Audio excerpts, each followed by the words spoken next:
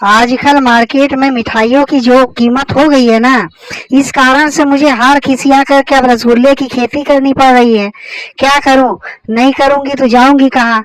लोग आते हैं, मिठाई मांगते हैं, मैं कहाँ से दूंगी? तो यही कारण है कि मुझे रसगुल्ले की खेती करनी पड़ रही है। अब अगर आपके घर में कोई मेहमान आता होगा तो आप उसे मिठाई देते होंगे ना, तो वही हाल मेरा भी है। लोग आते हैं मेरे घर में, मिठाइयाँ देनी पड़ती हैं। इसी कारण से इस खेती के कारण मुझे बहुत सारे रसगुल्ले मिल जाया करते हैं और मैं यहाँ से तोड़ तोड़ करके जमा कर लेती हूँ और उनके प्लेट में परोस देती हूँ। अब लोग सोचेंगे कि हैं, रसगुल्ले की खेती कर रही हैं सोनिया जी, तो इसमें अवाक होने की कोई बात नहीं है भाइयों। अगर मेरा बेटा आलू से सोना बना सकता है और सोने की खेती कर सकता है और हीरे की कटहल उगा सकता है, तो मैं तो सिर्फ रसगुल्ले की ही खेती कर रही हूँ। लोग अपने हाथ के बनाए हुए पकवान को बहुत ही स्वादिष्ट बोलते हैं, कोई कभी खराब थोड़ी बोलता है। लेकिन मेरे द्वारा उगाए गए रसगुल्ले कैसे हैं, या तो आप लोग ही खा करके बताइएगा। वैसे देखा जाए तो प्रत्येक व्यक्ति को कुछ ना कुछ नहीं हजम होने की बीमारी होती है। बहुत लोगों को बहुत सारा पकवान हजम ही नहीं होता है। अब जैसे केजरीवाल जी को देख लीजिए, ईमानदारी वाली पकवान उनको हजम नहीं हुई और सीधे जेल चले गए। एक बार तो उनके पेट में ईमानदारी वाली गैस बन रही थी, निकल ही नहीं रही थी। बहुत इलाज करवाया, तब जाकर मोदी जी ने ड्रिल मशीन से छेद करके उनकी ईमानदारी की हवा निकाली। मैं चाहती हूँ कि ऐसा कुछ भी मेरे रसगुल्ले के साथ नहीं हो। लोग खाएं और स्वस्थ रहें और दोबारा खाने के लिए मेरे पास आएं, क्योंकि आजकल का जमाना बड़ा उल्टा है।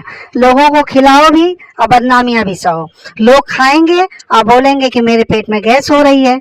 तो मैं पहले से ही बता दे रही हूँ कि यह दुकान के खरीदे गए रसगुल्ले नहीं है, या मेरे खेत में पैदा किए हुए रसगुल्ले हैं। इसके स्वाद थोड़ा अलग हो सकते हैं, इसीलिए सोच समझ के खाना पड़ेगा। अब यह रसगुल्ला खाने को जो इच्छुक होगा वही मेरे पास आए। सिर्फ पूछताछ करने वाले और ताक झांक करने वाले से मैं बहुत दूर रहती हूँ। अरे काम में तो है सब कोई गुल्ला और आके खाएंगे रसगुल्ला, ऐसे मैं नहीं खाने दूंगी। काम करके दिखाओ और तब रसगुल्ला खाओ, आकर के भर भर के खाओ। क्या कमी है मेरे पास? खेतों में उगाऊंगी और भर पेट खिलाऊंगी। और रसगुल्ले की खेती ऐसी है कि इस पर मौसम की कोई भी मार नहीं पड़ती है। चाहे गर्मी हो, चाहे जाड़ा हो, चाहे बरसात हो, बस इसे सींचना पड़ता है, वह भी चीनी के पानी से। बाल्टी में चीनी घोल लो और खेतों में जाके सींच दो। एक बाल्टी चीनी के पानी के सिंचाई से कई बाल्टी रसगुल्ले मिलते हैं खेत से। अब बताओ इसमें बुरा कहाँ है भला? ये तो रही मेरी बात। अब आप लोग रसगुल्ला कहाँ से खरीद कर लाते हो, किस दुकान से खरीद कर लाते हो, जरा मुझे कमेंट करके बताना। हो सकता है मैं उस दुकान में रसगुल्ला मैं खुद ही सप्लाई करूं। खैर, मेरी रसगुल्ले की रस भरी जिंदगी जैसे तैसे आगे बढ़ रही है, लेकिन आप लोग मेरे लिए क्या कर रहे हो भला बताओ मुझे।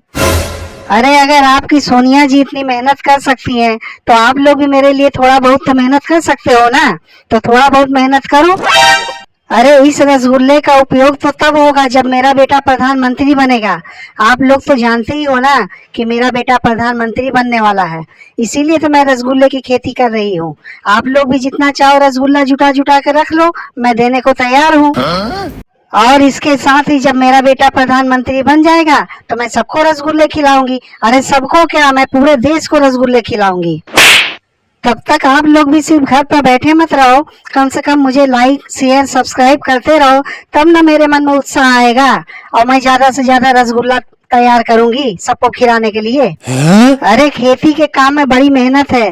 देखने में रसगुल्ले की खेती है, लेकिन रसगुल्ला तैयार करने में, इसे पैदा करने में ना खून पसीना एक कर देना पड़ता है।